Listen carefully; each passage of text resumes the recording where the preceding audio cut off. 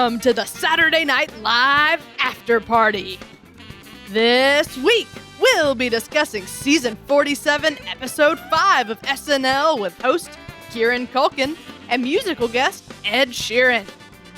I'm Catherine Coleman, and I'm joined this week by Steve Finn, as well as recently transplanted Chicago comedy writer and director Brian Alexander. You can connect with Brian at brian.com. That's 5 Brians, don't put in 4. And if you'd like to connect with us, you can do so at snlpodcast.com. All right, here we go.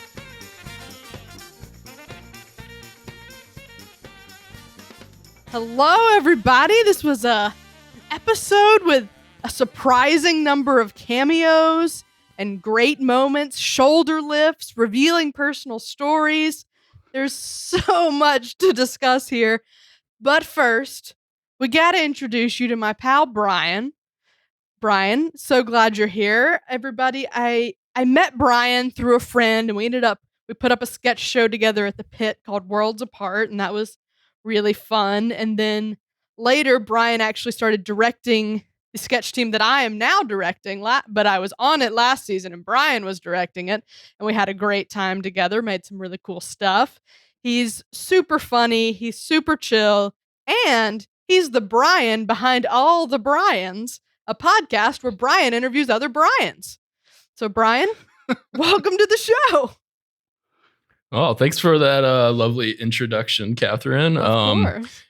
Yeah, we've crossed paths many ways, but unfortunately, you having me on your podcast, I cannot have you on All the Brians unless you legally change your name to Brian. I'm sorry. Those are the rules. I'll consider it. Or if you just start going by Brian and I can get that verified, I can still probably accept that. But right now, as it stands, sorry. That's okay. What if I know Brian's? Can I send you Brian's to interview?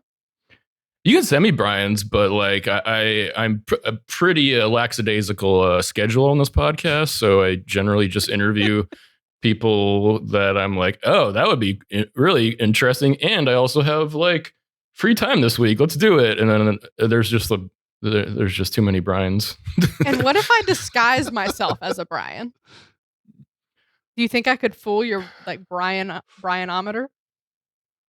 I would be curious to know how you would go about doing that, but I accept the challenge. I feel like Brian is more of an energy than a look, It's a feeling. It's a vibe. It's Brian? It's a concept. It's a, I don't want to get too deep, and we were just talking about tangents here. I don't want to go too far down this rabbit hole, but yeah, if you want to know more, go to allthebrians.com or, especially if you're a Brian. If you're not a Brian, it might be a little weird, but or at All the Brians Pod on Twitter. That's where most of the action actually is on the Twitter. Because I'm a lazy podcaster. But yeah, All the Brian. I got a Brian for you. I'm going to talk to you after this show. Ooh, I think I got a good Brian. I'm intrigued. Do you take Brian's with Y? We do, and that's a whole thing. So, here's a tangent: is that you can vote on the site whether why Brian should be part of the All the Brians community. You got 3 options there: yes, no, or Bryan Cranston, and then those are your choices. Right now, I think yes is in the lead, I believe, but Bryan Cranston is in second. I don't know. I gotta check the latest tally. There's no deadline on the vote either, so. That's gripping stuff. You've had a few Y Brians, but you always put a little asterisk there. Yeah, because right now, All the Brians is trying to bridge the gap because we're all phonetically Brian. It's just when it comes to spelling that we're not the same Brian, right. But we're all Brian. We're divided on so many things. Can't we unite? Before the written language, we were all Brian. The heart can't spell. The heart can't spell. All right. Well, if that hasn't convinced you that Brian has a unique personality and perspective on the world, I'll go ahead and tell you he's got a lot of sketch cred. He's written for he contributes to a lot of online sites. And then you did the UCB program. You did some classes at Magnet, right? Yeah. So like I've gone through I got started in sketch at UCB, and we actually had like one of the same instructors for my 301. I also had Madeline Baldonzi. It was cool to hear her on a couple episodes ago on the pod, get her thoughts on things. She's great. And then so like I just I wrote for some sketch teams at Pitt and Magnet. And then this lit theater that we then handed off, like basically directing from last season to this season. And now, I'm in Chicago, like new to Chicago, focusing my energies on getting involved here with like they're funny people. And so if you have any Chicago listeners, I'm looking to find some local collaborators. So holler at your Brian if you have like a sketch team or like making funny videos, For sure. Yeah, Brian's fun to work with. He's easy to work with, which is something I value a lot. Oh man, I'm glad you're here, Brian. Welcome. Oh, thanks, man. I'm glad to be here. All right. Well, y'all want to hop into it? For the cold open, Judge Jeanine Pirro welcomes Aaron Rodgers, Glenn Youngkin, and Donald Trump. Brian, what'd you think of this one? I really thought I wasn't going to have to talk about Donald Trump on this podcast.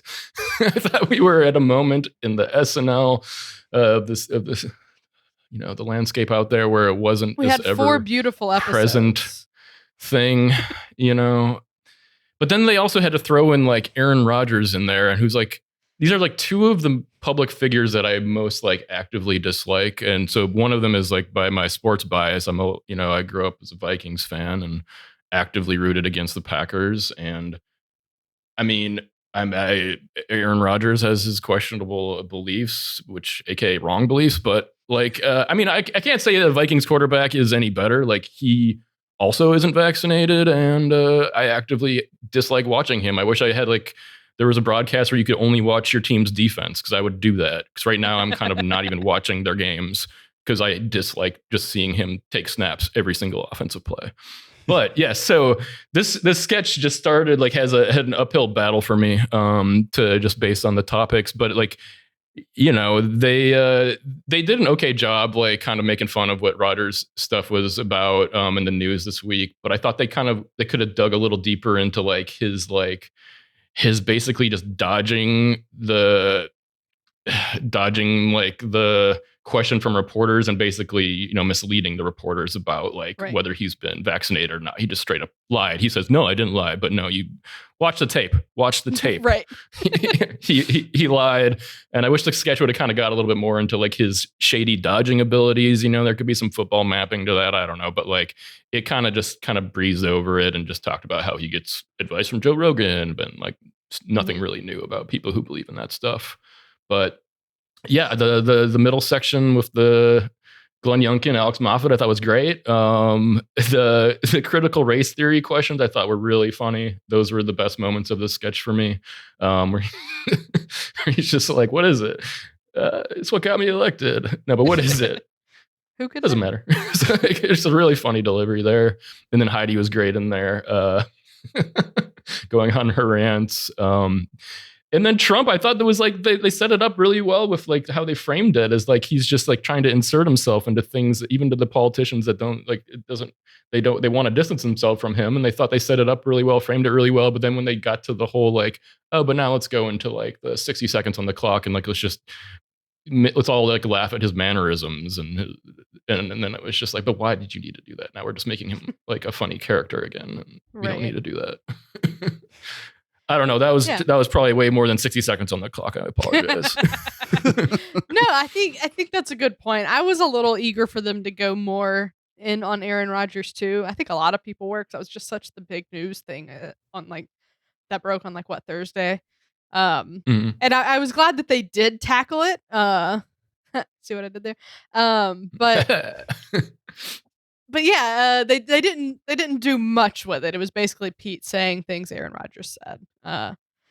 And yeah, I wouldn't have been upset if that lasted a little longer, but I guess there's other news stories. So, I was happy to see Jeanine Pirro back. I think Cecily's Jeanine Pirro is fantastic.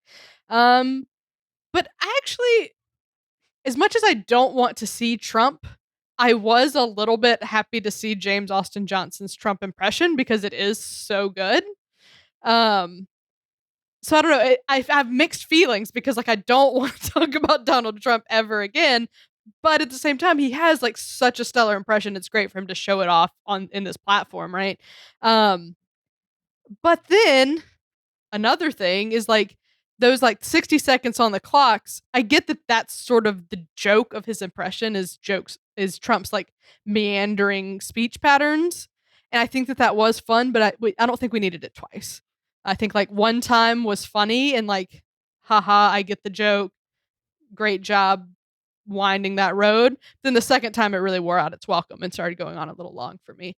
So like overall, this was fun enough. I always prefer it when they're less political, but it was a win. Steve, was it a win for you? Sure. But I'm agreeing with what you're saying because, my main takeaway is that it was very bottom heavy with all the Trump stuff. Mm-hmm. And, once we had more or less equal time with all of the characters involved, then we got to this big, like, second half, Trump epilogue. And I get it. I actually, I think I have some suspicion that those 60-second bits were actually improvised to an extent, which I don't have confirmation on that, but just the way it was set up and how long it ended up being, it makes me think like some of that was a little unscripted. And when you compare it to how he might have had a little trouble sticking to pre-written lines at the beginning, that also leads me to believe that. But I liked everything else about it. I liked Heidi. I liked Alex, and I got to give Alex props because he had to just do a lot of listening. And one of the main jokes being that he wasn't allowed to be off camera. So that's a tough situation to be in. To be like, you're on screen, but you're not the main focus. So that's always a dilemma. How high? How much do I play this? How much am I? Going to acknowledge my presence, but also not take away from what James is doing. So, props to Alex for being in that situation and doing what I think is the right balance. He didn't try to ham it up too much, and he didn't try to steal any laughs. I think he did the job well.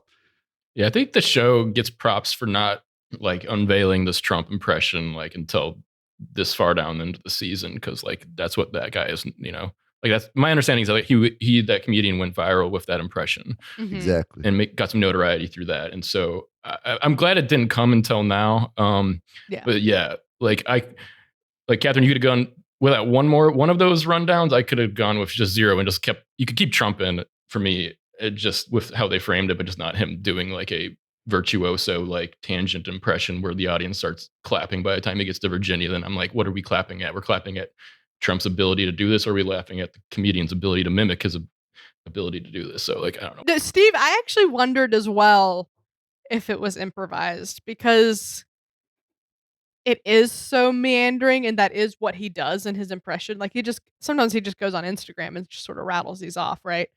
And I don't know, I sincerely doubt in the live version that it was improvised, but I do think it was probably written. Like he improvised it and someone wrote down what he said and he sort of was targeted to hit most of those things again, Right.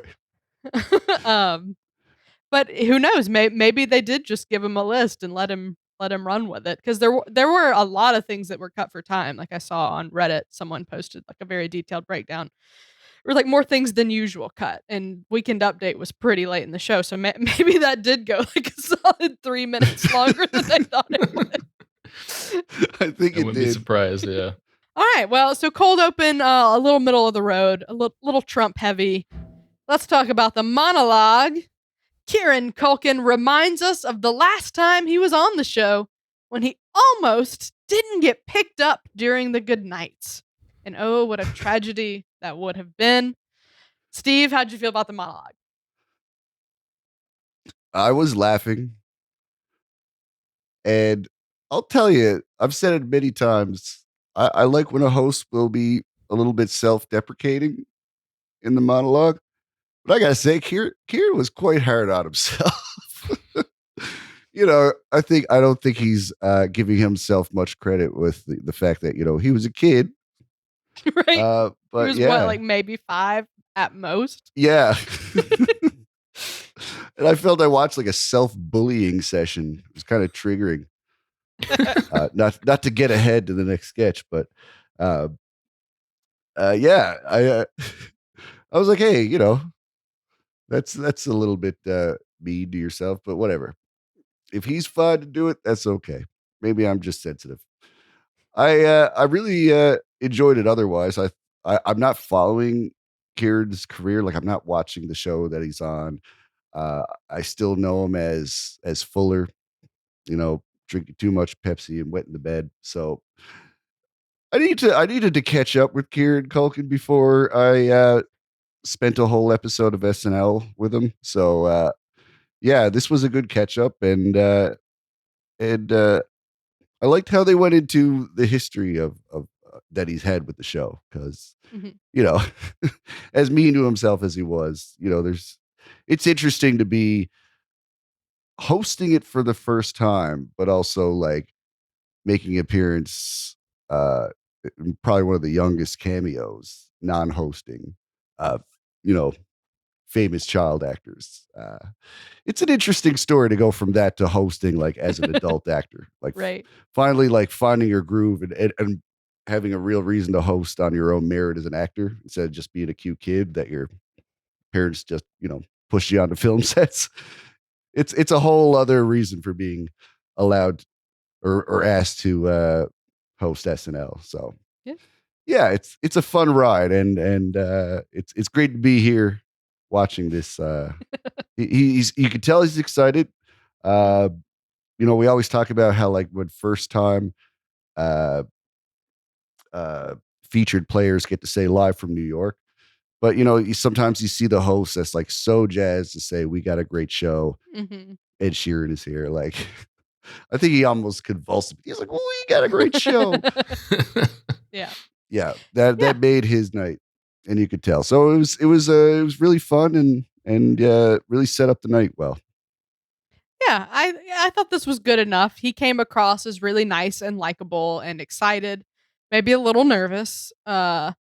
I wouldn't say it was the biggest vote of confidence we've seen. Like there were a couple sort of stumbly things. You could see the nerves a little bit, but it wasn't to the point where I was thinking like, oh no, this guy can't deliver a joke. Like, I still felt okay about the night we had ahead of us, because he did have enough charisma that I was thinking this guy seems nice. He's gonna have fun with this, and that at least will be that's contagious, right?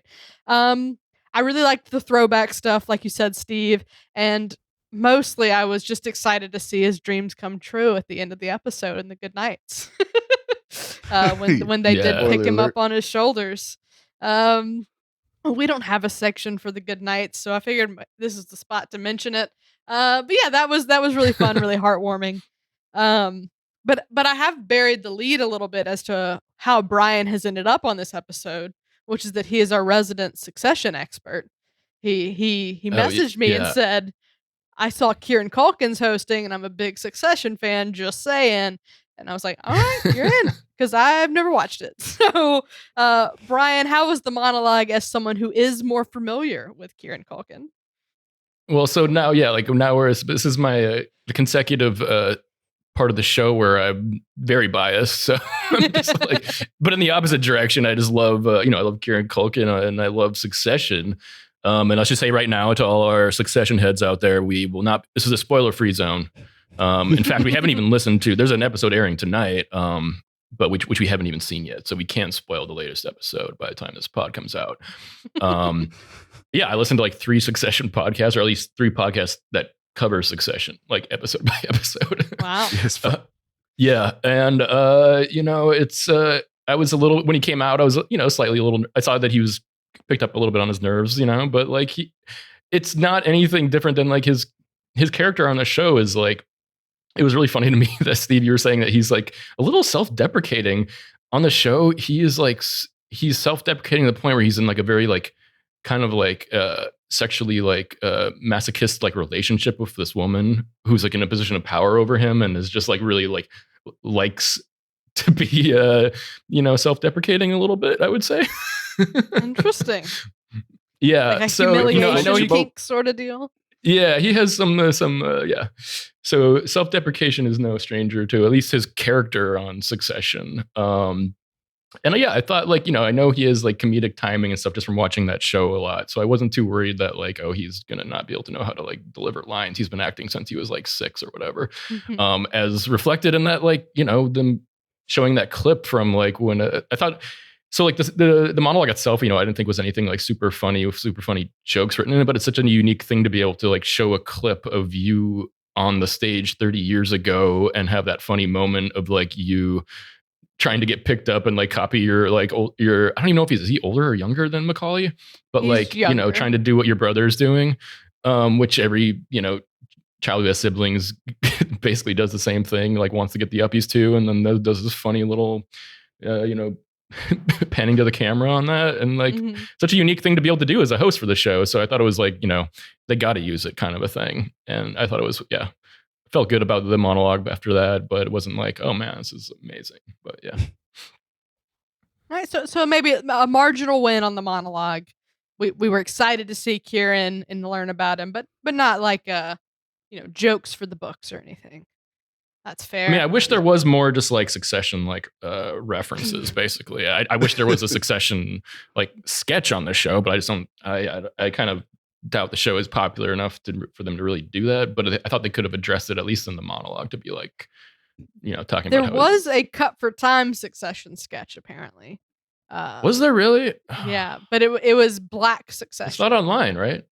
No, I don't think so. But I read about it on Reddit. And I'll mention this again later, but that's actually why Tracy Jordan was there. Tracy Morgan, not Tracy Jordan. I'd always do that. Oh no, I really want to see that. Yeah. Okay. All right. Well, let's move on to the sketch that finally gets to the bottom of why Spectrum is impossible to cancel. And Brian, have you ever tried to cancel Spectrum? I have not tried to cancel Spectrum, but I've been on plenty of like customer support things, and this is a all too real nightmare. I thought this was an amazing sketch. This is one of my favorites of the night. And I think it's just like such a great like structure too, to like just cycle through different characters because it plays to the truth of like when you're on these things, it's like a lot of times it's like, oh, okay, I need a cancellation specialist. Okay, but well, let me get okay, we'll get you transferred to a technician because that's actually more specific to this, and then you just keep getting kicked around, and that's just a great structure for a sketch. You could keep getting kicked around on customer support. And I thought it heightened just like very, very, very well, all the way up to Bowen. Oh my God, as Spectrum. That was hilarious. But there was like a lot of points along the way that like I feel like it kept getting bigger and bigger and bigger, from like going to like the Domino's person to like Keenan in the house, and like right. And all the jokes are just like really sharp and truthful in it, to the like even like just like Cecily's like VO, but like unplug the router and spit at it. Yeah, that was my favorite part. It was like her little interludes. And it was a very much a win for me. I love this sketch. Yeah, this one was super fun. Spectrum is actually the worst, so I'm glad to see them lampooning Spectrum a little bit specifically. I mean, like you said, every cable company or subscription service is like this, but Spectrum is god awful. So once this got going, I was very on board with it. Like every move was great. Cecily's interludes, like I said, were probably my favorite part. Transferring to Domino's, great. Heightening to Bowen's detached head, chef's kiss, perfect. Just so good. Very clear game once it got going. So my complaint there is it took a minute to fully get going. Like Mikey's first bit was a little long, I think. So because there was a good moment where I thought this is the sketch. It's Mikey asking like too personal of questions. And then they started like cycling through people. So I just wish they would have like started that a little quicker. But like it's still totally a win. Like it's very, very fun. I loved it. Steve, how'd you feel? They keep making sketches about jobs I used to have, and it's freaking me out. I worked for a company called Rogers. Well, I didn't work for them, but I worked in a call center that took Rogers calls. They were a client. And this was right out of high school for me. So that's how I entered the workforce, is just making people want to tear their hair out. And yeah, I got yelled at a whole bunch. While this is a more humorous version of that, it rings very true. So I was happy to see that it was an ensemble sketch. When you have a cast of this size, it's probably a good idea to do these more often than not, because it's hard to get opportunities for everyone unless you're really, jamming in a lot of characters to have little bit parts. And I think it worked out well for a lot of newcomers. I would like to see Aristotle a little bit in this episode, and this probably would have been a place to put him in. But that happens for featured players sometimes. But whatever. The whole sketch was a lot of fun, and I enjoyed everybody in it. Yeah, one thing I wanted to touch on was how they produced this was really interesting and not at all like how I thought they would have. Because they posted a little behind the scenes thing on their Instagram story, and I'll insert it in the video version. But basically, like they had a green screen set up and two little desks, like a little bit apart, and then like a tray basically that was each person's desk stuff, because they all had different knickknacks. And so they would, while like Cecily was doing the thing and the camera was on Kieran, they took like one tray off and then put on like Heidi's tray and then slid Heidi over. And then Heidi went away and they took her tray off and like put the other tray on. Which I just would have assumed they set up a bunch of desks because like, why not? It was very interesting to see that that was going on behind the scenes while we had those little Cecily interludes. Just chaotic energy. All right. Well, let's move on to a pre-tape. He's in. The car is there. The escape doors are open. Now, can he drive a stick shift? Brian, did you like this one? I did. I was really liking it, and then I just kind of thought, oh, but keep going into some other areas, but it was really fun in the moment. It was only like when I kind of look back at it where I was kind of like, oh, that was really kind of just like a one note sketch where the acting and the production like just really carried it, like. And I think it was just like they probably put it in that where it was in the show, just also because it's just a very relatable thing of like, people not knowing how to drive stick and that kind of a thing. So it's a fun thing, for a more accessible thing for a lot of the audience.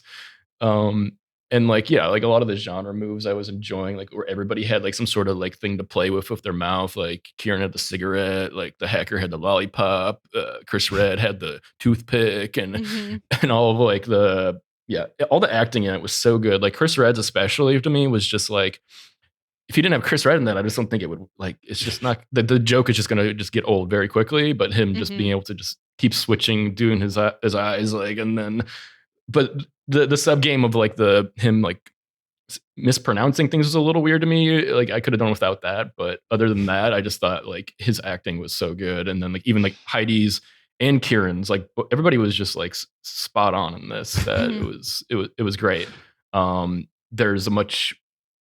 I thought there's a way more fun genre parody sketch later in the show, but this one was fun. It just was kind of in hindsight, it was kind of one note. And no pun intended, didn't really go anywhere. Yeah, I loved this. Like you said, Brian, the acting was all stellar. Heidi just never ceases to impress. Kieran obviously is super talented, and Chris just knows how to milk these parts. Like, I mean, his timing and his sense for when to pause and draw out some suspense is just amazing. I feel like this is sort of in the I don't think it's the same character, but it's definitely the same idea as the drug dealer from a couple seasons ago, I think it was, where like Chris tries to take Marcus, over. you're a genius. He tries to like take over the Oh. drug empire and then realizes he doesn't know anything about it. Okay. You're thinking of that one. Oh, I was forgot thinking of about that one, Marcus, You're a yeah. Genius with James McAvoy. So, I mean, kind of similar as well, but Chris plays incompetent like really, really well. He's just like he's a moron, but he delivers every response like he knows everything, you know. It's just goofy and fun. Yeah. And the thing that I thought was sort of the smartest move they made was to have Keenan's security guard laughing at him. Because like if I wrote this, I would have just forgotten the security guard was there. Like we knocked him out, we don't need to hear from him again. But to have him like actively making fun of this guy compounded it in such a great way. So yeah, this was a huge win for me. Steve, was it a win for you? I was so going to touch on the recurring character or pseudo recurring character bit. And, you know, we were Sorry. thinking of two different sketches, which further proves the point. You know, you were talking about the one where he tries to stage a coup against that crime boss. And, you know, the one where the teacher is there to buy mushrooms off of him instead of tell him that he's like a lost genius. Right. But it's that trope subverting character, you could call it. And it's Chris Red's thing, and they always do the same thing to me where it's like 30 seconds in where I realize where it's going and I go, oh, they got me again. It's one of these. So yeah, they've got their streak continuing with me for sure. But what I liked about this is that like everybody had their own location to speak from. So like every line was a hard cut to like a whole other scene, and I felt like that really helped with the just the whole chaos coming together to really embarrass this guy. And it has a great overwhelming effect that lets you feel the embarrassment secondhand really well. But no, that I'm glad you brought that up, Steve, about everyone being in different locations and how they edited it. Because this is something I always admire and mean to mimic, but forget about it in the post-production process. But the way they have this very subtle like sound design thing they do where when they do a hard cut to a joke, there's like usually a sound effect that goes with it that's like a and like everything goes silent and then Kieran Culkin delivers a joke, you know? And it's very subtle, but they do it often and really well, and it just adds like, I don't know, this level of detail and like intensity that I really appreciate. I really noticed that when they did the in Bowen's introduction in the Spectrum one, when it was like when Moffat was setting him up, it's like, are you sure you want to speak to someone in charge? And all of a sudden they have like that stinger, like that audio of just like, and it just really sets up Bowen's entrance. There was like such a good like audio like note that they found for that. Yeah, it's just the little details really pay off. I'm glad that they pay attention to them. All right, so big win on the heist. We liked this. Chris Red is great. Let's keep going to the third installment of the Dionne Warwick talk show, where we see cameos from Ed Sheeran and none other than Dionne herself. When the Dionne Warwick talk show first premiered on SNL, I was not the biggest fan of it. I didn't get it. I thought it was a real show. I had a lot of questions. But over these second two installments, it's really grown on me, and I actually love it a lot. I find it really charming. And this was a really good outing of it, and it feels like a send-off. I doubt it will be. It should be. It won't be. But it was just really fun, you know, and from the beginning, obviously everyone thinks like, especially once it was well received from Dionne on Twitter, like, oh, she's got to come on at some point. So it was lovely to see it. It was like sort of heartwarming. And then that also brought out how great this impression really is, because even once I got familiar with like Dionne's Twitter personality, I still had never really heard her talk. So I just assumed Eggo's impression was really good, but it actually is really good. But yeah, my only complaint here is it would have been the perfect opportunity to have Kieran do a Macaulay Culkin impression. And then we didn't get that. That just would have been so fun, and that's what I thought we were getting to. Um, Now, obviously, there's a million factors here. Maybe he probably said like, "No, I don't want to do that." But I was a little let down when Jason Mraz came out instead. But yeah, overall, this was really sweet, really fun, and I was happy with it. Steve, was it a welcome repeat for you? Sure, sure. Sure. But I gotta ask, like, did Jason Mraz do something No, to deserve all that? I mean, To my to knowledge. deserve being made fun of, or to deserve being on the show. No, to deserve being made fun of, like the real I mean, he's Jason Jason Mraz. Mraz. Oh, it's gonna be on our show too. Okay. But whatever. Um, you asked me if I'm enjoying Dionne Warwick, and that is true. I didn't quite get it myself either, Catherine. But yeah, it definitely grew on me. All the beats. Uh, it has just like a classic SNL vibe to it. Reminds me of like Leg Up from back in the day, or um, just talk shows being a way to showcase an impression has been Mhm. a thing forever. I always like Jim Brewer's Joe Pesci show. That was a lot of fun. I know Jim Brewer's not getting a lot of great press right now, but hey, I can't choose who I name drop when I'm looking for specific examples. It was a lot of fun.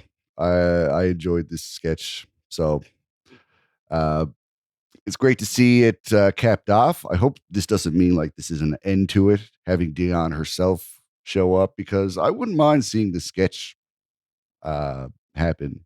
Like, there are some very familiar beats, and yeah, there's definitely a rhythm they follow, and it can risk feeling a bit repetitive. But Mhm. 3, we've seen a lot more whiskers are we than that, I think. So Probably, hey, probably 5 of those minimum. minimum.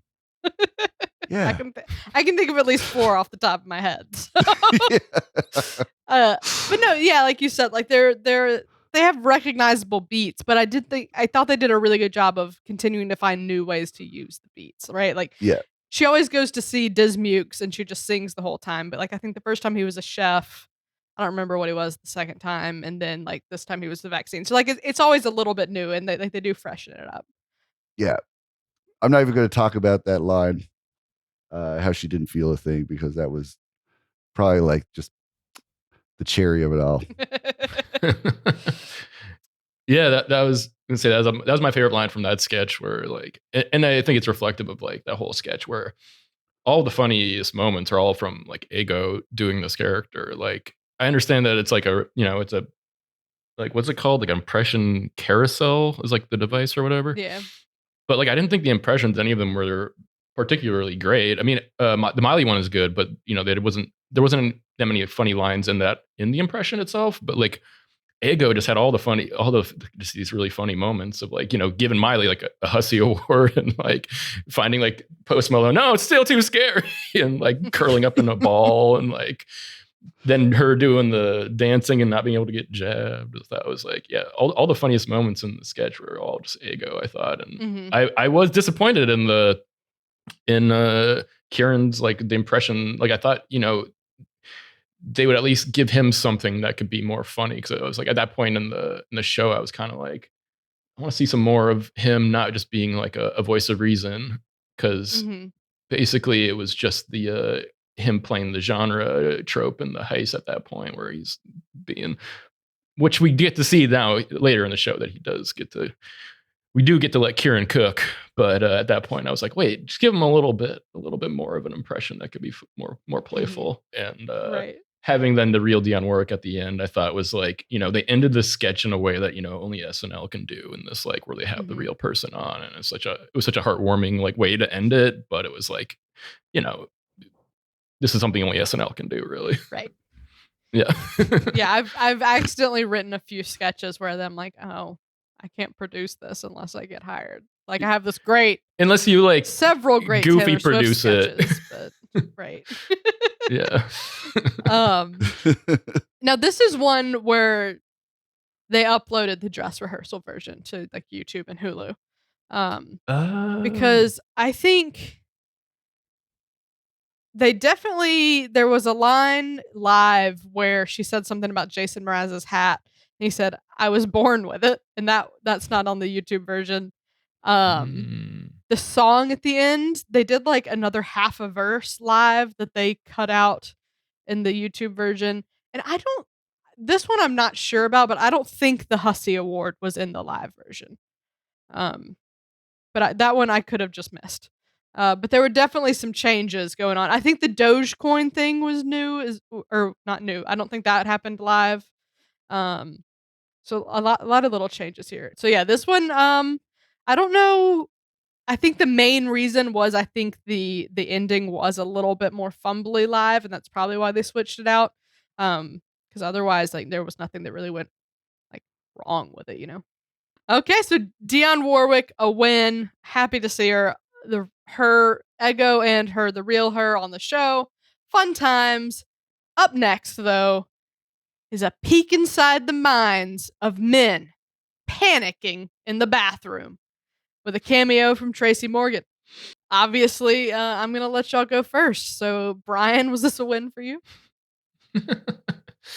No, I thought it was good. I just thought it was like they could have gotten a lot weirder with it. Like it was such like a relatable setup, and then it's like a bunch of people keep coming in and kind of just like saying the same kind of thing, and it's like the Alex Moffat beat where he's like, "I killed a man" or whatever it was, and I was like, "Oh, okay, now we're getting going."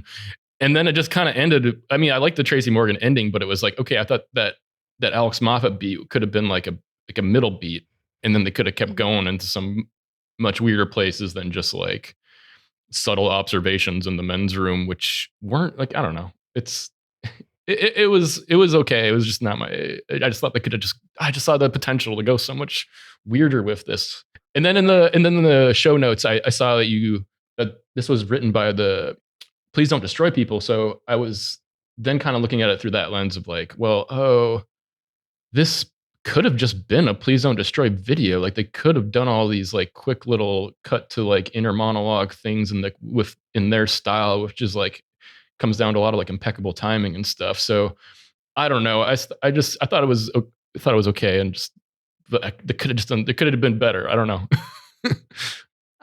Well, I know Chris and Bowen pitched it, so that's probably why it wasn't just a Please Don't Destroy video, even though they kind of picked it up and wrote it. Also, if they had done that, I don't think I would like it nearly as much. I don't know, because the performances from like Bowen and Chris really sold it for me. But Steve, what's your bathroom etiquette like? How was this for you? I'm guilty of all the things they did, from being of close proximity to my urinating counterparts, or just blurting out weird things that are not common expressions as if they are, and everything in between. It's a really a good observational bit they got going here, and I like the dramatic stage play approach they took with the lighting, the cold blue, lighting their faces from the side when they go into their monologues. That was a great way of like kind of taking us out and showing like how much we feel on the inside and don't show, because I think we've all embarrassed ourselves in the bathroom enough, and yeah, I think we've all got a lot of good practice at hiding it. And that's what I like. I like how like they found a way to like visualize the inner voice. Um, yeah, it could have gotten to weirder places. Like I feel like what Alex was doing could have been like one step away from something even more ridiculous. I wonder if there was something cut for time like that. now I'm looking at these things through that lens of like maybe there was like just I more. think at dress Alex was the capper. So I don't think Something there was fell like another apart beat. at the end. Yes. They all well, started jumping on top of each other like a bunch of children. yeah, that's And, because the Tracy Morgan thing was added because he was only there to be in like a Black Succession sketch, and then I guess they threw him into the end of this, and then some wires got crossed. And the YouTube version, they've cleaned up the end to where it cuts harder after he says his line. Oh, really? And they Mhm. just don't go full bouncy castle? Right. Okay, that's probably a good call. But But other than the awkward ending there was some fun to be had. yeah, Catherine, what is it like watching that sketch where it's like they could have said a lot of just random observations and you wouldn't about men's etiquette in a men's room and you might not necessarily know? Like how did you feel like watching this? well, thank you so much for asking. I mean, I got it. But I'm familiar with like the unspoken rules of the men's room. Like I've seen the jokes online. My husband's like told me about it before. Like I know that like you're not supposed to take the urinal next to the other guy. Like so like I'm sort of familiar with the lore here. And I think women in some ways do the same thing. To a much lesser thing because I think we're just generally like more okay with talking to people. But like I got it. Like there wasn't, at least to my knowledge, there wasn't anything that like went over my head where I was like, was that a joke? I don't get it, So yeah, I loved it actually. I thought it actually heightened pretty well. Like we had like going from talking about peeing to like the sink's not working, and then the conversations just get more awkward. And then I thought Alex's beat was just brilliant. And I actually thought this struck a nice balance of like commenting on a real phenomenon and being just elevated enough to be absurd without going too far. Like it still felt very grounded, and I actually was really kind of liking that about it. That like the heightening wasn't crazy, but it was like it subtly was there. Like they were getting like more and more awkward, And then Alex came in and said I'd murdered a man in 2012. So I had a lot of fun. This was probably one of the biggest wins of the night for me. Yeah. So two-thirds of us agree that this was a big win. Brian's a little more middle of the road, and we'll allow it. That's okay. Fun was had by all. I suspect Brian's going to be a big fan of this next one. So let's get into it. If you're looking for a jockey in the Kentucky Derby, we know just the guy. This was crazy and absurd. And Brian, am I correct? Did you really like it? No notes. No. This was, Catherine knows I'm a sucker for genre parody and some absurd shit that goes off the rails. And it's like, yeah, this was like right up my tickle bone or whatever it's called, my tickle elbow, my funny bone. I don't know. Right up my tickle bone. It's right up my tickle bone. My humorous. This was amazing. I kind of just feel like SNL just needs to like stick to horse related humor now, because it's like you go tiny horse sketch to like, and then this one, it's like just at least have one horse related sketch in every show, and then you're gonna keep making stuff like this. It's like, yeah, there's another horse one recently too, but now I can't think of what it is. This was amazing. The turn when it goes to the skateboarding, like skateboarding a horse, and then all of a sudden like the ska music kicks in, and I'm just like, what? Okay, this is gonna be fun. And then it's the mapping of skateboarding a horse with all like all the moves,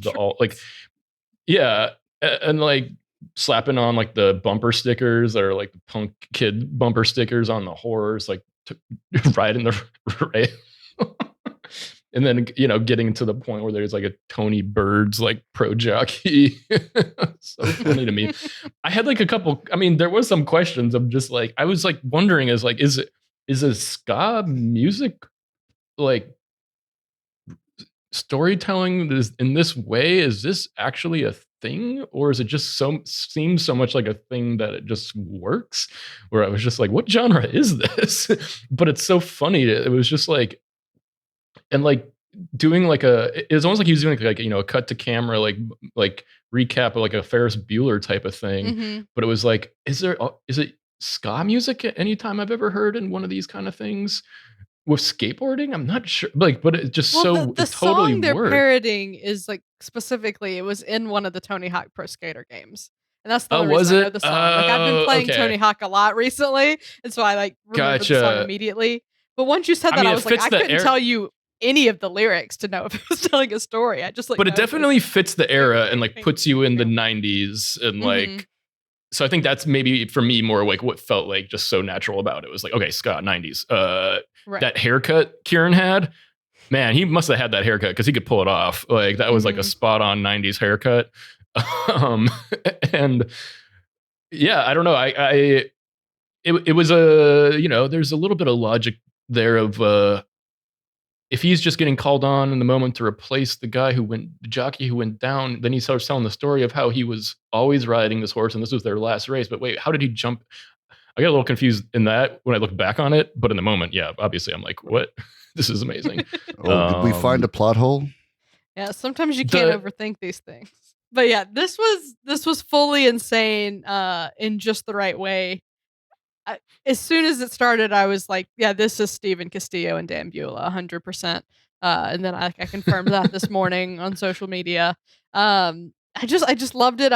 Like I said, I've been playing Tony Hawk lately, so the song is fresh in my mind. I recognized it immediately, and I mean, the graphics and everything were fantastic. It's super funny premise, but the main thing that really sold me and like worked about this was Kieran. He was the Oh yeah, for perfect sure. host to have do this. I mean, he the look just fits him really well. He like nailed that gravelly voice and like the weird accent that I can't place. Just super fun, and he was perfect, and it was just the right length. It wasn't too long. Like it it it was sort of like the second verse where it took the turn to be like sad and then like they were out pretty quickly there. So yeah, super fun, super great. Loved it. Steve, was it a win for you? I don't know. Let's talk it out. First of all, I want to confirm that the song is Superman, right? Goldfinger. I couldn't tell you who sings it or what it is. I just know it from Tony. Yes, that's the rhythm. Yeah. Here I am, that doing older all the time. Yeah, that's the one. That is that drum fill that tips it off. It's pretty much pitch perfect. Now, yeah, as much as they got that right, there was a couple of things that was confusing me, similar to what Brian was talking about. I don't know if you noticed, but this reality that they've constructed kind of exists in two different time periods, about 30 years apart. Yeah, You have the 60s doctor and everything to do with the Derby is I would very say much maybe old. like 30s, not even 60s. Okay, I was going to go back as far as the 40s or 50s, maybe, but yeah, it clearly goes to the early 90s. Once we get our Jake Paul looking main character, and yeah, it was an interesting pastiche to do, to bring all those elements together to tell this particular story. It's crazy enough to come up with this idea in the first place, but the way to present it is also a whole other thing to question. It could have come a little bit. I think it could have come together a little bit more in the special effects department. There, there was a lot of shots, maybe an ambitious amount of stuff to do with all the racing shots, and I remember especially looking at the shots of Kyle on his horse and just like that single layer of dust they threw on top and I don't think the sizes were matched up right. Like Kyle looked like huge on his horse, or maybe the horse was huge. I can't even tell, but like the perspective didn't work. And you shouldn't, obviously that's not the main point. But it was a little bit less polished than I'm used to seeing SNL pull off for shots like this. And I know there was more. I mean, I think and that's it's probably just why. like, how do you even tackle this other than to make it slightly cheesy? You know? Yeah. I think I mean, a jockey skateboarding a horse lets you get away with a lot of things. yeah. It's just. But yeah, like there's moments where they cut to like actual horse footage to like a full CGI horse to do all the spins and tricks. And just listening myself, I sound like a total douchebag criticizing these horse surfing visual effect shots. No, but I love it. This is like, it's. I mean, I would go. I was going through the same thing of like the logic of like, wait, he would have been no jockey in the first. But I'm like, but it's a jockey skateboarding a horse. Shut up, Brian. Yeah. The jockey, maybe some questions on a rewatch, but overall, big win on the absurdity of it all. Let's move on to Ed Sheeran performing Shivers and Overpass Graffiti.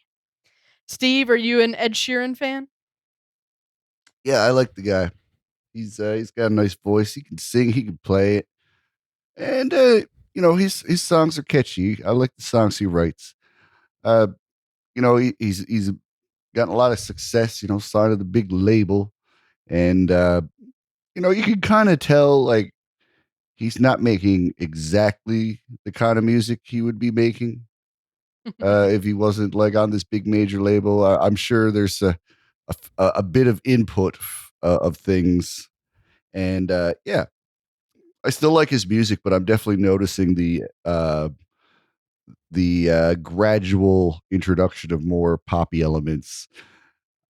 There's this song that I'm hearing on the radio, and I expected it to be one of the two he played. It wasn't, but that song is like a straight up like electronic dance song with Ed Sheeran, and it's not like DJ whoever featuring Ed Sheeran. This is an Ed Sheeran song with like like a dance beat behind it and all these synth elements.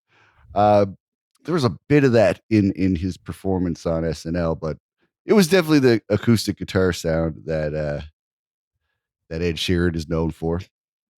Yeah, I wouldn't go so far as to say like he's like, I think he's happy with it's like kind of a mix of like singer songwritery with some pop elements. I mean, I haven't heard the specific song you're talking about on the radio. I don't know. He seems to be having fun with it. Like Yeah. both of these performances were serviceable. They were catchy. They were good enough. I enjoyed them, but like I'm not gonna be watching it again or adding it to my playlist. I like casually listened to a few Ed Sheeran songs, but they didn't announce him, and I was so pumped and excited. Unlike next week where like it's Taylor Swift, and I'm like, she's gonna sing 10-Minute All Too Well. It will be the actual end of my life. It's everything. This was like, oh, Ed Sheeran, cool. So yeah, like that, and that's pretty much how I felt through it. And after it was like, oh, this was fine, cool. Thanks, Ed. And then like moved on with my life. Brian, how do you feel about Ed? I mean, I'm just kind of indifferent to Ed Sheeran. I can't say I listen to a lot.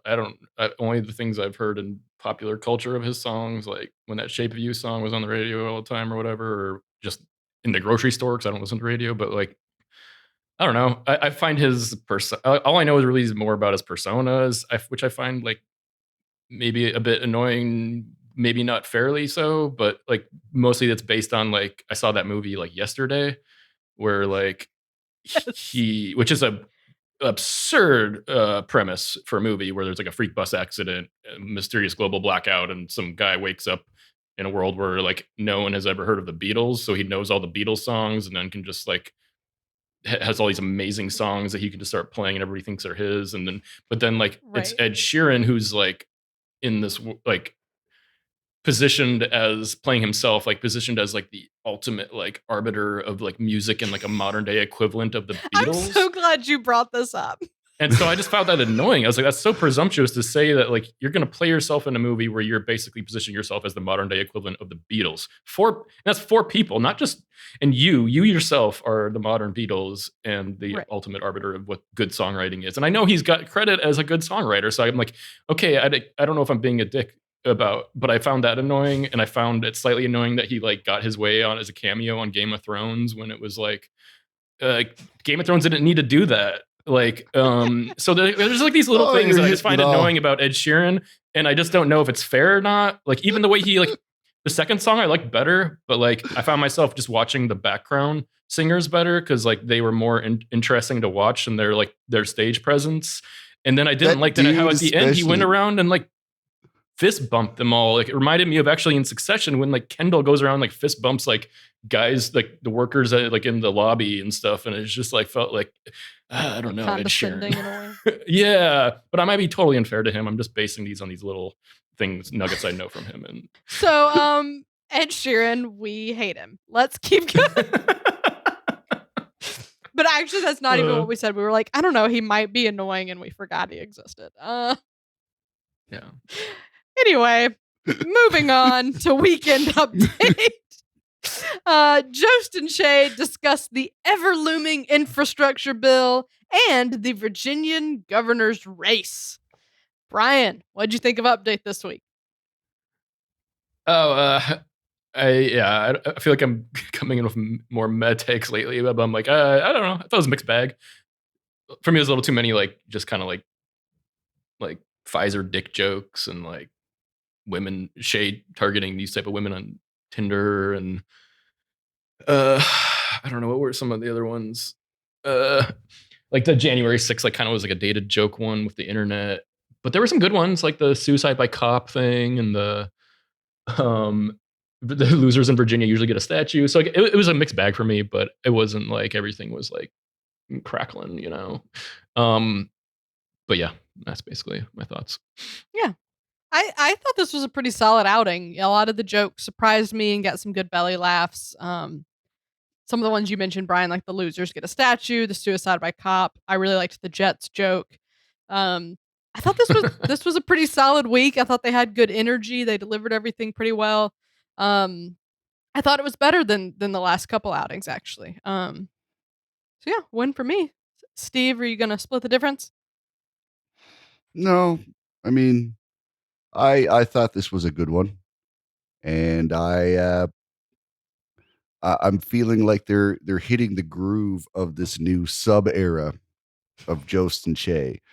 When you take that slot for as long as these two guys have, it gets to the point where, you know, you start breaking it up into even smaller eras of their whole span, because we've had, like, you know, the Trump era, the formative years before that happened. We get into some COVID there, and then bang, infrastructure. And you know, there's definitely hanging on to all of those wonderful things that they've built specifically from their dynamic. Only works with the both of them there. And yeah, there was a lot of that, you know, throwing each other under the bus, just their little cheat code of telling offensive jokes. It's like, I didn't say it, he did. Hey man, if it ain't broke. There was some good stuff. You know, the that cum joke in the middle seemed to be the biggest laugh of Weekend Update. So I think that's the level of maturity we have with our audience. You know, I noticed they were a little bit silent with the horse surfing sketch. So I don't know. I think we had a bit of a juvenile host or a bit of a juvenile audience going on, or whatever. Okay. So yeah, mixed reviews on Update, but you know, decent. Seems like I was the warmest on it. Let's talk about the features though. Ice Cube here to discuss all of the projects he's been forced out of by the woke mob. Steve, did you enjoy this outing of Ice Cube? Yeah. Probably best part of it was all of the posters they had made up for this. Mhm. I love the visual elements. That's something that Keenan often includes. Whether it's Ortiz or any other characters with PSAs and plugs. There's always some graphics that go along with them, which are really great. And we've seen Ice Cube. We've seen Keenan's Ice Cube before, Mhm. and I've never been a huge fan of it. It doesn't really capture Ice Cube for me, but hey, whatever. It's Keenan. He's getting laughs from his whole energy. It's never about accuracy or anything like that. Right. I mean, we saw we saw David Ortiz in the in the cable sketch earlier in the night Right. with a different haircut. That's that's just the Spanish or the Latin American accent he had. Mhm. So I thought this, yeah, it was just your typical fun Keenan outing where you give Keenan a coloring book, and he takes out his trusty crayon box. It's down to the nubs at this point, but he'll make something beautiful with it. Wow, what a picture you just painted. Yes, or Uh, colored in. right. Brian, was this a win for you? Yeah, I enjoyed it. It's yeah, I think I would echo what Steve said. It's just like it's a classic, just like fun Keenan performance. Like I really enjoy the dynamic of just like Shay guessing his easy to answer questions and Keenan then acting surprised. That was Right. really funny. And then like my favorite of the movies are like it's the M Night Shyamalan's like twist coming, and then there's no twist. I pondered on that for a couple like probably 30 seconds, and I was like, that's kind of genius. That would be such a mind f. I caught myself there. And so I just think Keenan's chemistry and just wins. Yeah. Yeah, this was fine for me. Y'all pretty much said it all. You know, the Keenan being Keenan is great. The graphics were phenomenal. Mamma Mia Cubed was probably my favorite. The subversions with Che guessing the obvious answer and then it actually being right, super fun. I think the thing that I guess wasn't working for me is we've come off like a few more absurd sketches, and so maybe this felt just a little too grounded. Like it wasn't really anything crazy. I don't know, but yeah, it just I guess I'm also just not that familiar with Ice Cube. Like I know some of the movies he's in, but maybe this just isn't for me. But yeah, it was like, yeah, this is fine. There, I got a couple chuckles out of it, but not a home run by any means. All right, well, middle of the road there. Let's talk about our next feature. Goober the Clown tells the story of her abortion the day before her 23rd birthday. For obvious reasons, I'll talk about this one first. I found this really moving and really smart. As it started, I started to suspect, okay, she's speaking from experience here. Like I was suspecting like there's more to this character than just the clown. And then once Colin said, I don't remember exactly what it was, but something like Cecily, are you okay? That's when it was like, okay, she's genuinely on live TV right now, national television, telling the story of her abortion and like being proud of it and saying like I owe everything I have in my life to this. Um and that's really poignant and really brave and really vulnerable and really really scary. But then to just craft it so expertly, to take the intensity of that with Goober the Clown is just such a smart move to like just it both masks the intensity of the subject matter and like the piece overall, but can also work as like a coping mechanism for the character of Cecily Strong, right? Like she wants to talk about this issue that's really important to her life, but maybe like she throws this humor in to make it both easier for her and more palatable for the audience. Like, I just thought this was so smart and made great points, especially just like there's this section, if you read it on the page, where she just lays like 4 or 5 truth bombs in a row with just no jokes, and they're like, okay, so she's gonna do helium for that section to give it a little something, right? Just really, really, really good stuff, really important stuff that I think will probably go down in like the SNL history books, as much as, that stuff can be said, like, pretty classic in the sense of like, oh wow, like they said these things, and they let Cecily, do this. And yeah, really strong stuff here. Steve, do you have any thoughts on Goober the Clown? Sure. Definitely provocative. It certainly challenges anybody watching. It certainly, at least for me, it was a catalyst for introspection. Is like, how comfortable am I with this topic of conversation? How much clown clownship do I have to paint over it to swallow it? So that's a good angle to take, and I think it successfully got some funny bits out of something that you know. Uh, I mean, it shouldn't be something that's super depressing. It's not necessarily something that should be seen as like a big tragic event, and but yeah, like taking something that's usually spoken in a more serious tone and finding a way to merit uh its presence on a comedy variety show. It does all that. Uh,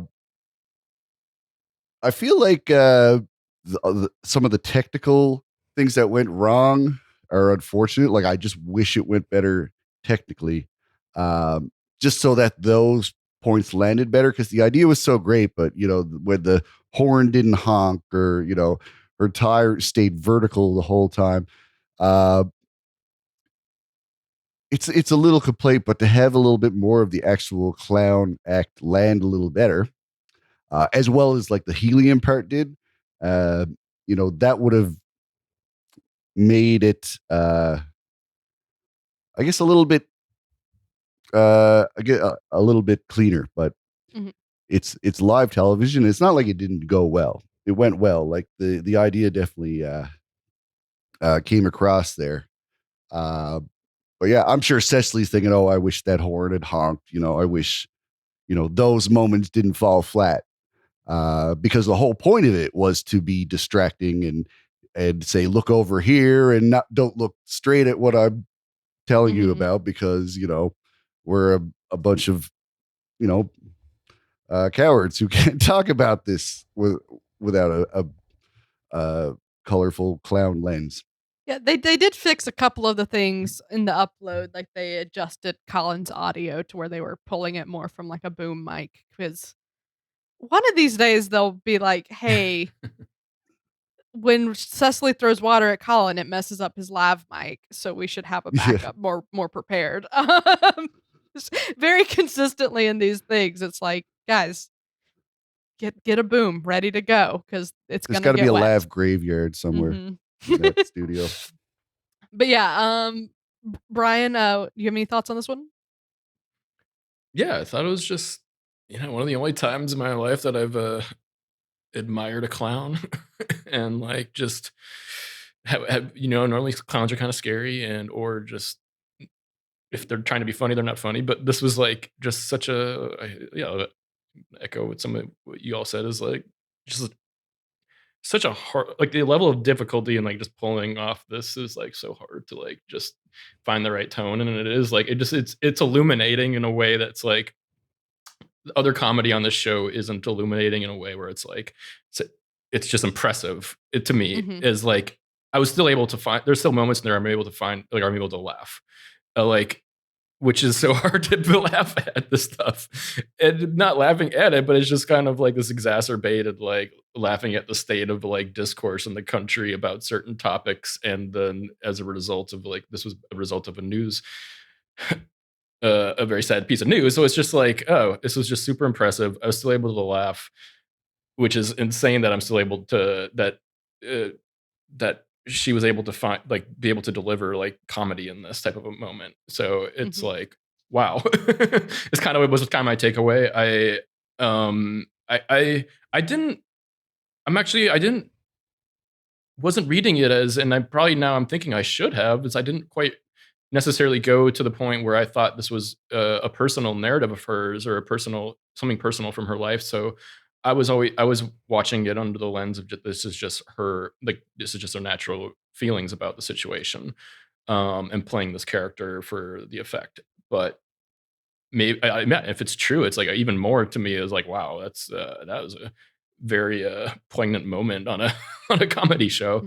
And like, and I read that she mentioned this like in like a memoir maybe, so like it definitely is a thing that actually she went so through. that's like, makes it even more worth a rewatch of. And like the horn malfunctioning stuff is like, I actually I didn't mind it so much because I thought like her ad lib line of just like good horn and it like messed up. And at least on the YouTube upload, it was like really great. It's like just this fun, like human, this fun human moment where she's saying honka honka instead. And I like her handing her the balloons over, and it's just like, what are these? Like, like worms. It's just like totally breaking the character and like finding a way to like break a character that's just like that works really well because it's just her being honest and truthful. But yeah, I don't know. That's Ending weekend update on a very serious sort of heavy note, but delivered in a way that didn't weigh down the rest of the show, right? Very poignant stuff. Very If you had it on mute, you'd probably say, wow, what a wacky ending. They looked like they had lots of fun. Yeah. All right, well, let's get out of update into the back half of the show. Wake up, Rhode Island. There is a life-threatening storm coming your way. Steve, I take it you liked this one. What? Yep. Yep. Always following me around.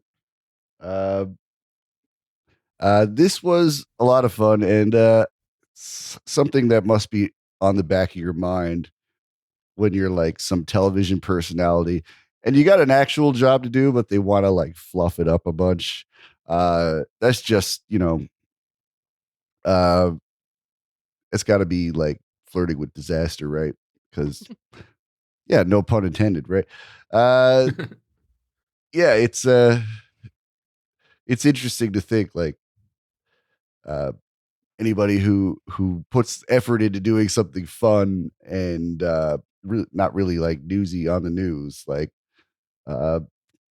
that might have to all go down the toilet if anything, serious happens and the tone no longer allows for it.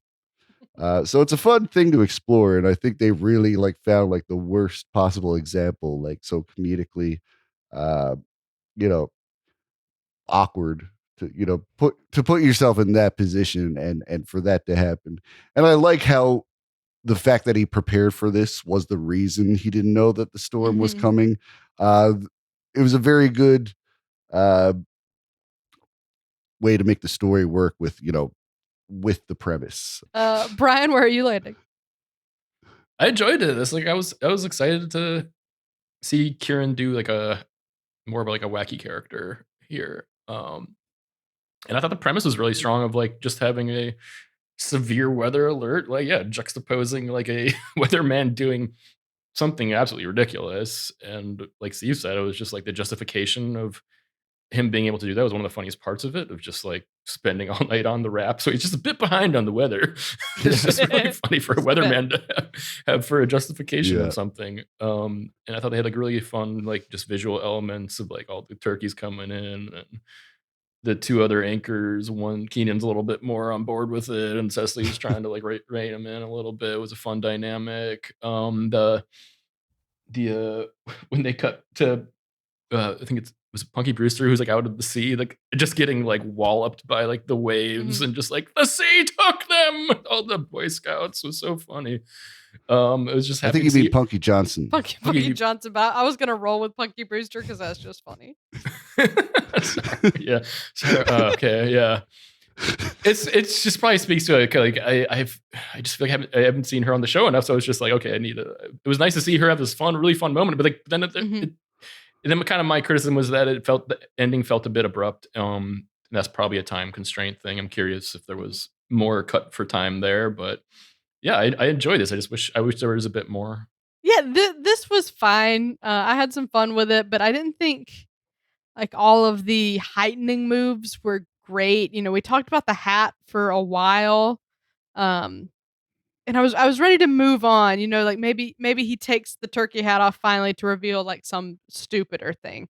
Like I wanted it to compound his embarrassment a little more in both how bad this rap was going to be and the fact that it's happening during a storm. Like, you know, like I wanted it to like just really set that up of like I'm first of all glad we don't have to see how cringy this was, but also how embarrassing because now you're wearing like two turkey hats and you know, stuff like that. So I don't know. I loved it when they checked in with Punky and the missing Boy Scouts. And like this was serviceable. Like I didn't dislike it, but it wasn't a huge win for me. So yeah, fun and goofy. It sounds like we mostly liked it. Let's talk about the 10-1. John tries to get back with his girlfriend in this Please Don't Destroy video. Brian, have you been enjoying the Please Don't Destroy boys? Yeah, I have. the boys. I mean, actually, I had to explain to my partner who went to NYU. I was like, she's like, who are they? Like, oh, they're like, you know, they're like these new NYU kids, and she's like, oh, okay, yeah, they look like NYU kids. Yeah, that tracks. Yeah, but I've been enjoying their videos. Like this one, I think it's probably the one I don't know, I'd say least enjoyed just because of how it ended a little bit. It was kind of like they had fun acting and their camera work and everything is actually kind of Succession like, but the camera work is always very fun. And the just impeccable timing and the acting of just them going, it's almost like Chris Reddish and like how quickly they can just turn and like do the do the swearing at the person on the phone. Was very fun for the first couple times, and then they got to the middle where it was like non sequiturs about like their exes, and that was fun. And then the girlfriend just came in and it just ended, and it was like she was just mad, and it was just kind of like, wait, where's the twist at the end for me? I guess it wasn't enough of a twist or something, but I still enjoyed it. It just wasn't as much of the ones I've enjoyed from their other ones I've seen so far. Yeah. But yeah. Yeah, this one was fine. I've enjoyed the other videos that they've done. But yeah, you're right. This one didn't feel quite as strong. I think the premise was weaker.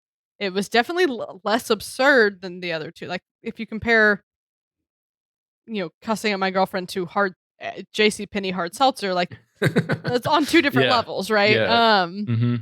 And that absurdism and just sort of chaotic energy is sort of their strong suit. That's what they're known for, right?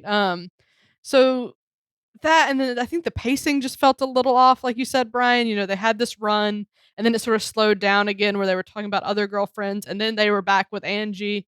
Yeah, it was just a little one note. It got some laughs, but yeah, I totally agree. It just wasn't a huge win. It didn't have the same feeling as like the hard seltzer one, for instance. So this was of the three they've done, I think this was definitely the weakest. Steve, where do you stand?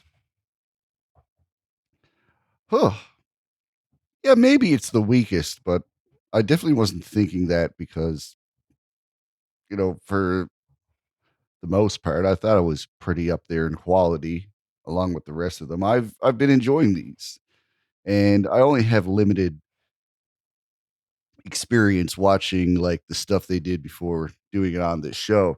But it looks like something I noticed is that it appears that they've decided or settled on this kind of mini series. It's not so much like sketches they're doing, but it's like episodes of this same setting.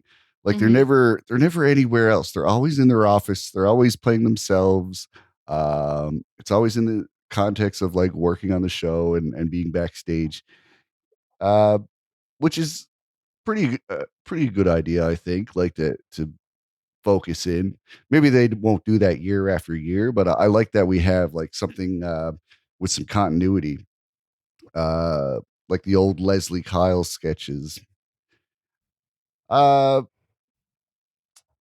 there are some great moments in here though, like when he calls the other two girlfriends ugly, just like as an aside, as he's making his point, was great. Like it was uh, totally just like stepped over, and then it was it. It was gone. Uh, yeah, I loved it. The pacing was nice for me, and I'm a sucker for a freeze frame ending. You know, maybe it's my Canadian love for Leslie Nielsen and all things Police Squad, but yeah, a humorous freeze frame is that's never unwelcome in my comedic palette for sure. So yeah, this was it's not bad. Maybe not our favorite Please Don't Destroy, but it was fine. Steve a little warmer than the rest of us, but yeah, that's the end of the rundown. Let's get into our overall thoughts. First up is moment of the night. Brian, what is it? This was a little hard for me between two, but I mean, I'm gonna give it to Bowen's Spectrum at the end. I Oh, really enjoyed, like, and I was saying how like I just love how they even like use like the audio to set it up, like Mhm. Mikey Day just like creating this like dramatic like moment, and then there's like this reveal of Bowen and this like another like just like stand up disembodied head and just like having all power, like he's just this absurd heightened moment. I really paid off. I just I love that moment. And I guess it Yeah, wasn't maybe one, I don't know if moments allowed to be like one beat, but it was like I yeah, don't know, that whole the reveal, the beat, the lines he had, everything there at the end I just loved. yeah. That counts as a moment. That's good, and that was a very good moment. I love they did a great job. Like those little lights on his head were a really good touch too. Just shout out to Louis in the makeup department. Um, I was a little torn. Part of me wanted to say like, I don't know. I'm realizing I'm just kind of a sucker for these nice moments. Like Dionne coming on was like, oh yay. Um, but as far as like the best joke, the best moment of the night for me, it has to be Alex Moffat hitting the wall, pausing for a minute and saying, I killed a man in 2012. that was just such a great heightening move right there at the end. Alex delivered it perfectly. That was just brilliant. I got a big laugh. So that's my moment. Steve, what's yours? there's so many moments. This is a moment filled episode, and I know you could say that. All episodes are filled up with moments, but I mean, like true noteworthy little things that could make the moment of the night title. So it's hard to pick. I could pick one of the great uh book criticisms from Heidi's character in the cold open. Uh there was a lot of great little one-liners in Chris Redd's Lamborghini theft sketch. Uh I think I'm gonna have to go with No Nut November. Uh, as that as was mentioned in one of the pre-recorded uh, hold recordings for the Spectrum sketch. Doing No Nut November? Spectrum's got you covered with a selection of sex and nudity-free movies on demand. No Nut November? But yeah, it was like blink and you miss it. He does repeat it, but like uh, just hearing that, uh, you know, it obviously, I spend too much time on Reddit to be this familiar with terms like this, but yeah, just hearing it on television is yeah, it's fun to get a good shock that you're not expecting. I mean, that's where humor comes from. Sure. Fair enough. Let's talk about best sketch. Brian, what is it? Yes, sketch of the night for me was I feel predictable because Catherine thought I was gonna like the sketch, but yeah, it was the jockey for me. I just know you well. Yeah, it was the jockey. Yeah, that's probably the only one. I mean, not the only one, but like the only one I may like ask a friend if they've seen it or like reference it in the future and be like, oh, let me pull up the jockey. Right. Yeah. Yeah. I mean, you have just a very absurdist sense of humor, so that one was for you. And I liked it too. I'm gonna give it to the men's room. I know you maybe didn't like it as much, but I thought it was, for me, it was between Spectrum and the men's room. And the men's room, I think, just has a lot more rewatch value to me. I don't know, a little more going for it. Just, I don't know, delightfully silly. With excellent performances in it. Like everybody did such a good job. Um, and Tracy Morgan was just random as hell, but I don't know, I'll roll with it. So yeah, men's room it is. Steve, what is it for you? I think it's a Spectrum sketch. There's definitely some other ones giving it a run for its money, but I think for all of the elements that made up that sketch and how much I loved each of those elements, I think I got to give it to Spectrum, because whether it was all the great characters we saw, or like I was talking about, those recorded hold messages between them, if you don't understand your bill, maybe ask your husband.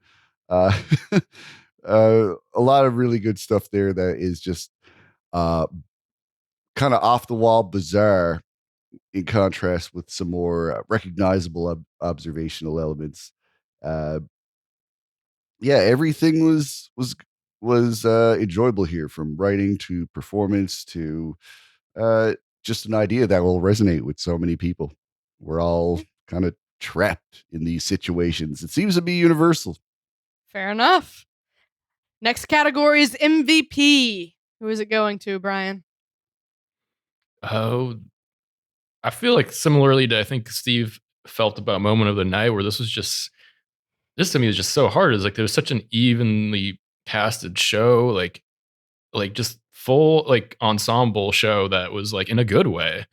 I think to me it illustrated just like how hard it must be for some of these new people to get on the show, or the people who just anybody to get screen time on this show. Like I was like, where's Aristotle? I was like, I want to see more of him after the like say for me again, say again. And so I don't know. I think you could just like flip a coin between like Heidi, Chris Red, Ego, Cecily, Bowen, Keenan.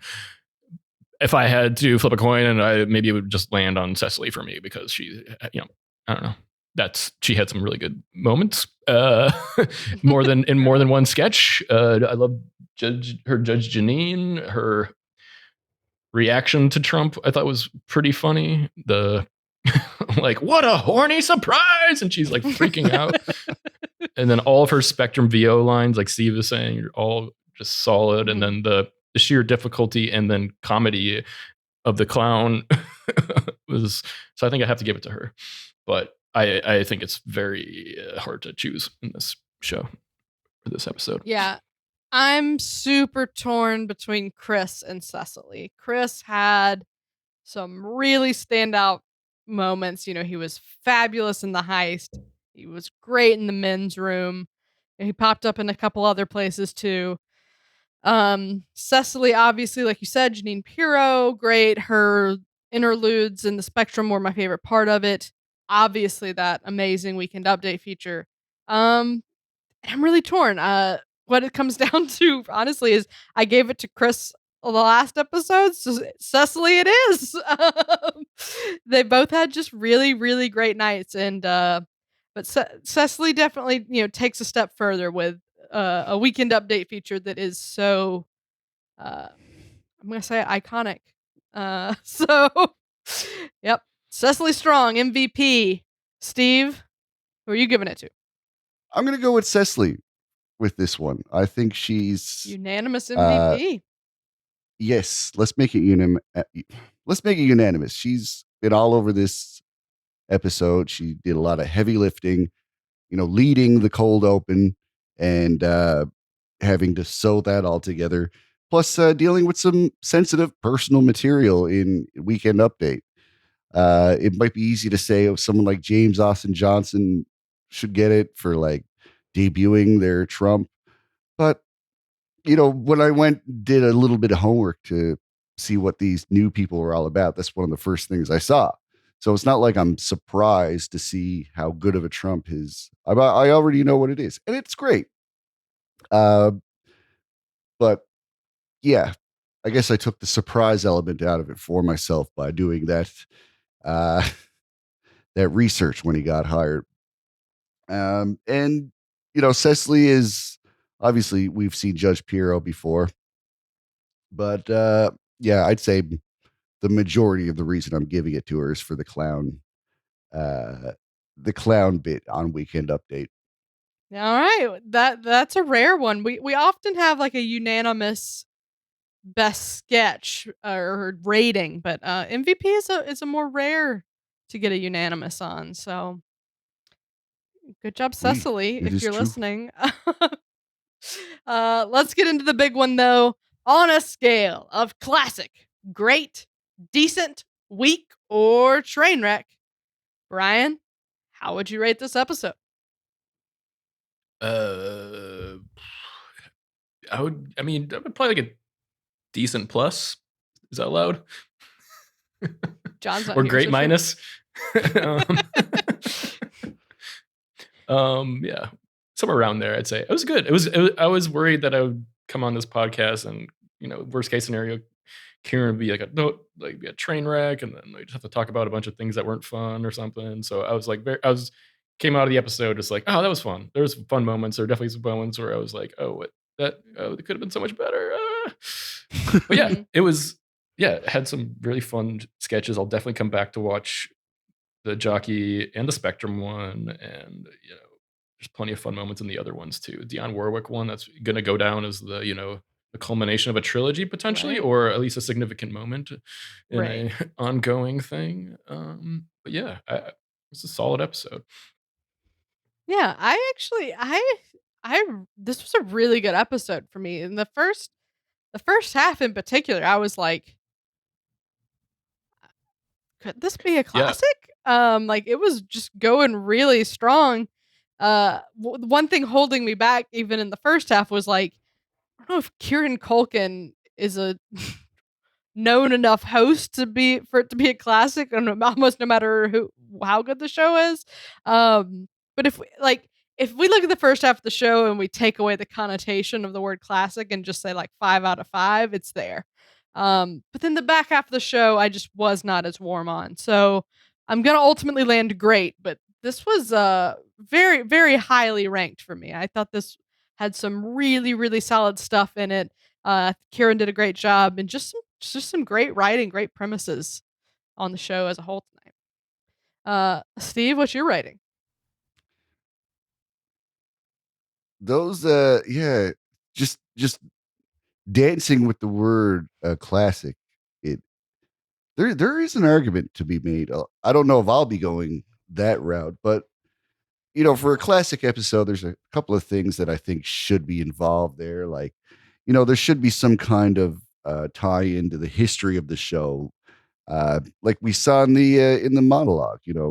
Talking Mhm. about Kevin Nealon lifting it up when they do self-referential stuff like that, and kind of reference other eras of the show. It it it feels good to be a fan in those moments, I think. And the fact that, this is 30 years coming, and we may look back on this as, oh, this is the first time James Austin Johnson did Trump on the that's show. true. There's a lot of things that may uh end up being big moments Mhm. historically. I'm giving it a great, just because I spent most of the time expecting to say that as we recorded. So I think it, yeah, I'm going to land there because the sketches were pretty amazing. I thought this was a bit of a upgrade from the last few episodes. So just by contrast and how I've been feeling watching the show, uh, yeah, we're hitting great. The great meter is definitely where we're headed. So We got what? One decent plus, if we're gonna call it Well, I that. feel like Great after minus. hearing you guys, I should maybe I can I'll put it solidly in the great category because you guys maybe watch more of the I didn't watch all of last season. I don't know, but I think I've seen all of this season. But yeah, I feel convinced now. This was a great episode. If that I have plus no on your backbone, decent, is what I'm saying. No. well, if that plus was like a 0.5 or up, we do can tend round to it up. round. Yeah. We tend to round here. All right, well, I mean, we'll take it. A unanimous great. Good first time host. Came out a little nervous on the start, but ultimately performed super well. Lots of absurd stuff up top. Lots of fun stuff going on here. I'm glad we all liked it. And Brian, thank you so much for being here. This was super fun.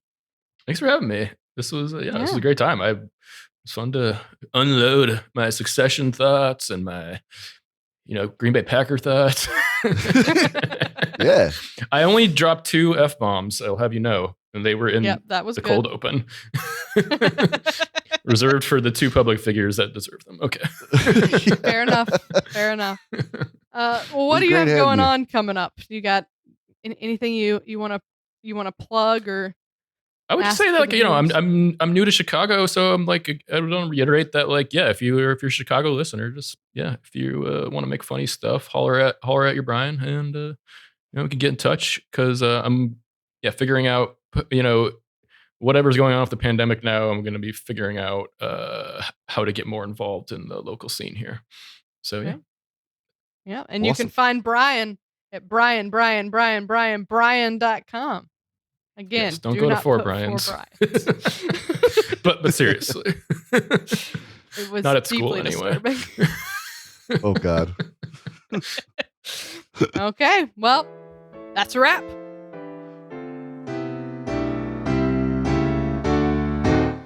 Thanks to Brian Alexander and Steve Finn. And thanks as well to our most generous patrons, Sam Bowers, Neil Weinstein, Justin Gardner, Grace Kogan, and Brian Clark. If you're enjoying our show, please subscribe on YouTube or wherever better podcasts can be found. Your subscription helps us grow, and your support is greatly appreciated. We'll be back in 1 week when SNL returns with host Jonathan Majors and musical guest my girl Taylor Swift. But until then, this has been episode number 146 of the Saturday Night Live Afterparty podcast. I'm Catherine Coleman. That's my story, and I'm sticking to it.